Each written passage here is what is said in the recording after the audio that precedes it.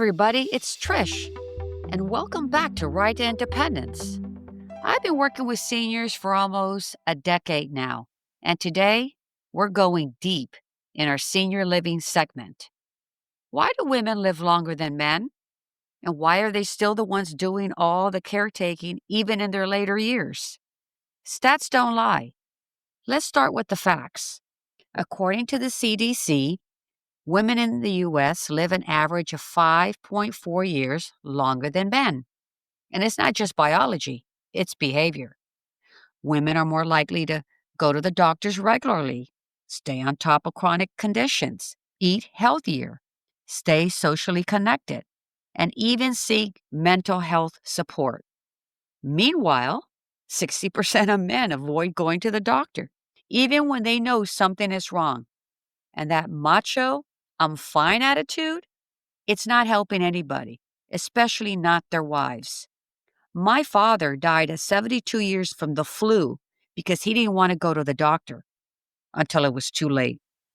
So why don't men take care of themselves in the same way? Is it ego, denial, a lack of education?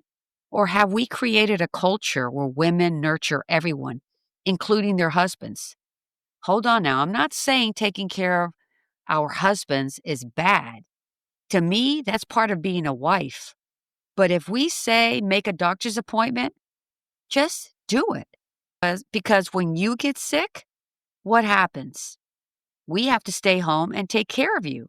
And then you get the kids sick. And it's a vicious cycle. So make your wife happy and go to your checkups. In my 8 years working with seniors, I've seen this firsthand. The women are vibrant. They're showing up to their appointments, sharp and full of questions. They're dressed nice, still taking care of themselves. Meanwhile, their husbands, they're struggling, they're slumped and disconnected. And guess what? These women are still expected to take care of them. They're managing their meds, scheduling appointments, cooking meals, wiping butts, all while trying to enjoy what should be the golden years of their life. One woman even told me, I thought once I got through menopause, I'd be done. But my energy came back, my sex drive came back, and now he's the one who's checked out. Let that sink in. Let's talk about sex after 60. Most people assume women lose their libido post-menopause. That's not the whole story. According to the Menopause Journal, many women actually get their groove back once the hormonal roller coaster is over. No more worrying about periods or pregnancies. They feel free, empowered, and ready. But their male partners? Testosterone drops by 40 to 50% by age 60, leading to a decreased libido and sexual function with age. Add in heart meds, poor diet, no exercise, and guess what? They're not rising to the occasion, literally or emotionally. This may be why men go looking for that next fix and go after that young chickie. It's not just a physical issue, it's emotional. Women feel invisible, unseen, unheard. And I say, no more. Men, I want you to get on your knees and please your wife or partner, either by giving them a little nice foot massage, maybe a little toe licking. That can get them aroused. And I don't mean just 2 minutes.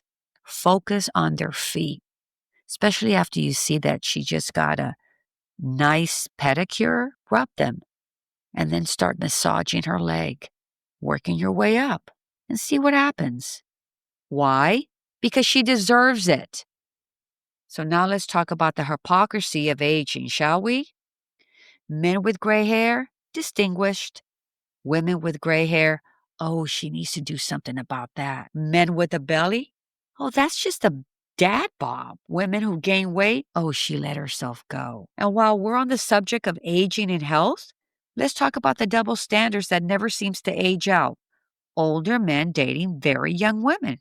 Case in point, Coach Bill Belichick, a 73-year-old senior, is now dating a 24-year-old girl. Even my daughter said, ew, Mom, that's gross. And I fucking agree. Let's be real. If Oprah, who's 70, started dating a 24-year-old boy, the media would not let her live it down. She'd be dragged through every late night monologue, talk show, and Twitter thread like she committed a crime. But when a man does it, suddenly it's a feel-good story about him finding love and youth again. No, he didn't find love. He just found someone willing to suck his dick for money and fame. Let's not ignore the elephant in the room, okay? This girl most likely wouldn't have given him the time or day if he wasn't, well, Bill Belichick.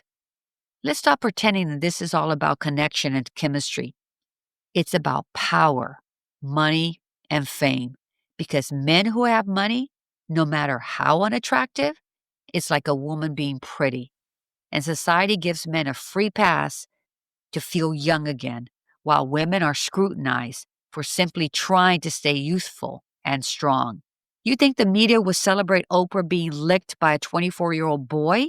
Please. But Bill?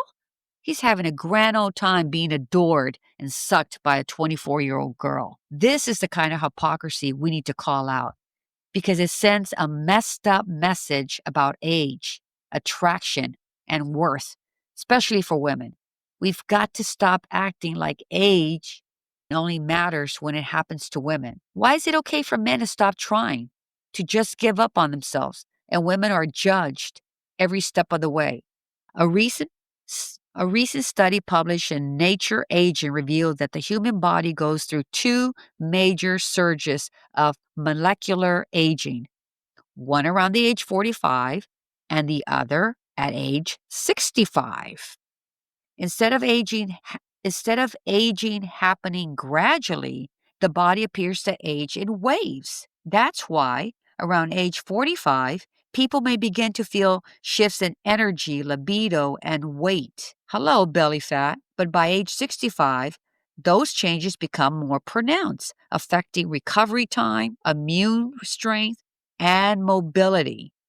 So these findings reinforce why women often notice declining health in their male partners at those ages, especially if they're not proactive about exercise, diet, or routine checkups.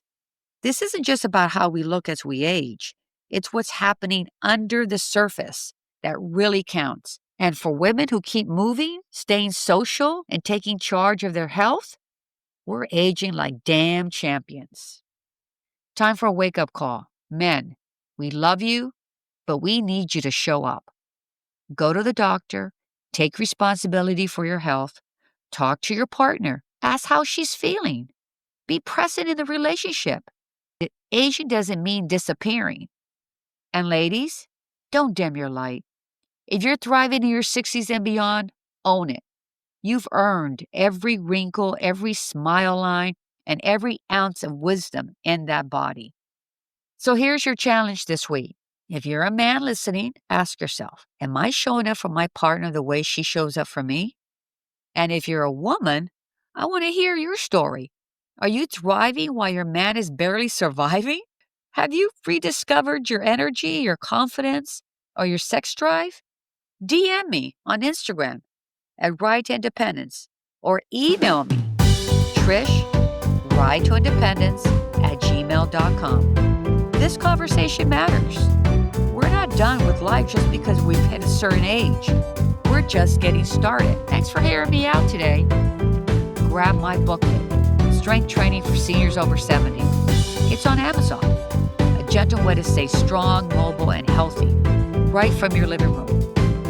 Until next time, keep driving towards your dreams. Ciao.